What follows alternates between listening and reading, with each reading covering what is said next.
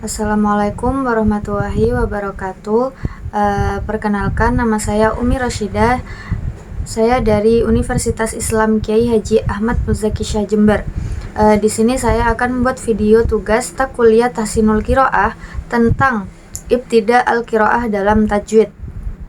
Langsung saja dari pengertian. Secara bahasa, ibtida berasal dari kata bada'a yabda'u. Dalam ilmu tajwid, ibtida berarti memulai bacaan setelah berhenti atau waqaf, atau memulai bacaan baru pada bagian tertentu dari ayat Al-Quran. Nah, menurut Imam Ibnu Al-Jazari, ibtida adalah pengucapan lafadz Al-Quran dari awal atau setelah waqaf dengan memperhatikan kesempurnaan makna dan hukum tajwid.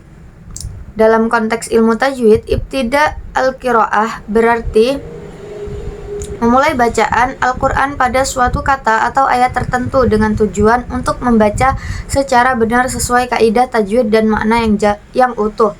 Dalam istilah para ulama tajwid, ibtida adalah memulai bacaan tanpa menyambungkan dengan bacaan sebelumnya. Dengan demikian, seorang dikatakan melakukan ibtida ketika ia memulai membaca Al-Quran dari tengah-tengah ayat atau dari kata tertentu setelah berhenti, yaitu waqaf.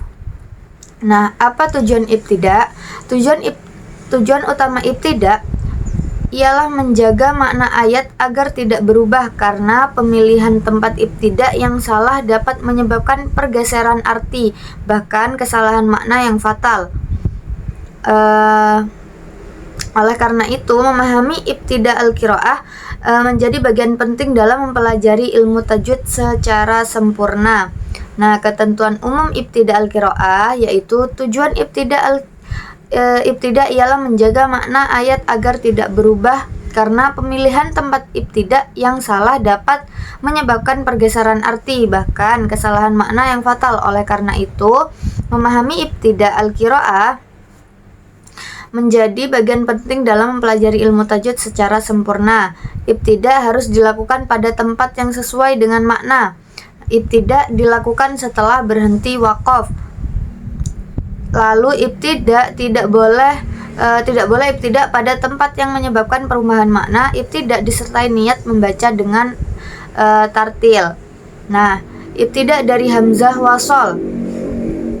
Hamzah wasol adalah hamzah yang ditulis di awal kata tetapi hanya dibaca ketika berada di pemulaan bacaan, sedangkan ketika disambung dengan kata sebelumnya hamzah tersebut tidak dibaca. Nah, hamzah wasol biasanya muncul pada 3 tempat. Pada kata yang pertama pada kata benda seperti usmun, umruun.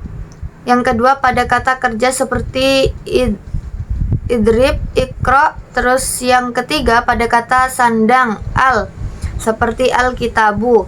Ciri khas hamzah wasol adalah tidak memiliki harokat tetap, melainkan berubah sesuai dengan harokat huruf ketiga dalam kata tersebut. Hamzah wasol adalah hamzah yang tertulis di atas alif tetapi tidak dibaca ketika tersambung dengan kata sebelumnya. Namun hamzah ini dibaca ketika ibtida atau ketika memulai bacaan dari kata tersebut.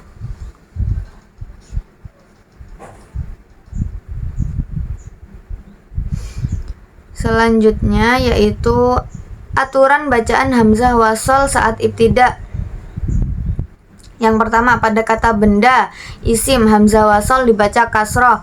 Yang kedua pada kata kerja fiil, bentuk perintah atau lampau 5 huruf, hamzah wasol dibaca fathah. Yang ketiga pada kata kerja 6 huruf, hamzah wasol dibaca dhammah. Nah, yang keempat pada kata sandang hamzah wasol dibaca fathah, misalnya al-kitabu. Ketika seseorang melakukan ibtida pada kata yang diawali oleh hamzah wasol, maka hamzah tersebut wajib dibaca sesuai kaidah bacaan yang berlaku, tergantung jenis katanya.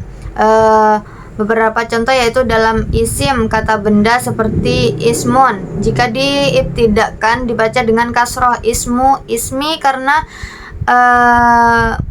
mengikuti kaidah Islam. Contoh ismullahi. Nah, itu beberapa contohnya.